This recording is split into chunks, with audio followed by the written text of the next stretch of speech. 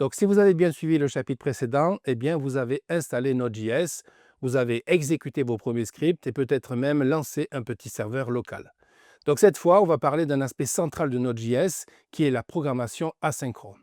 Donc, Node.js est connu pour sa capacité justement à traiter plusieurs opérations en parallèle, et sans avoir besoin de bloquer le programme, d'où l'intérêt de l'asynchrone. Donc, cela repose sur un programme non bloquant qui est basé sur une boucle d'événements tout simplement. C'est ce qui rend Node.js plutôt efficace pour gérer de nombreuses requêtes qui sont en simultané. Donc, dans ce chapitre, vous allez commencer par comprendre la différence entre un code synchrone et un code asynchrone. Et pour cela, vous allez simplement utiliser un fichier de lecture ou en mode synchrone. Vous allez voir que le programme il va attendre que le fichier soit lu pour tout continuer. Et après, vous allez tester ce même fichier en mode asynchrone et vous verrez qu'il va passer à la suite et reviendra une fois que le résultat sera prêt à afficher. Vous allez ensuite voir trois manières de gérer l'asynchrone.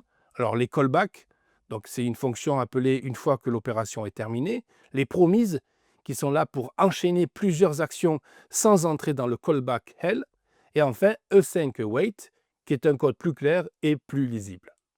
Donc vous verrez, chaque méthode sera illustrée par un exemple plutôt simple, assez réaliste. Vous pouvez aussi les expérimenter par vous-même et voir l'impact que cela va avoir pour chaque approche. Pensez bien à exécuter chaque exemple qui vous est proposé dans votre terminal.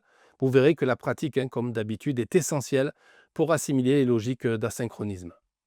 Donc n'hésitez pas parfois à mettre pause à cette vidéo, à tester les codes qui vous sont proposés et à revenir dessus une fois que cela est fait.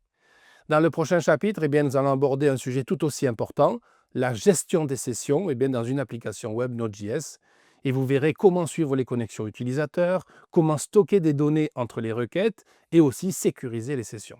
Pour l'instant, concentrez-vous sur l'asynchrone. C'est une compétence fondamentale que vous allez retrouver partout en Node.js.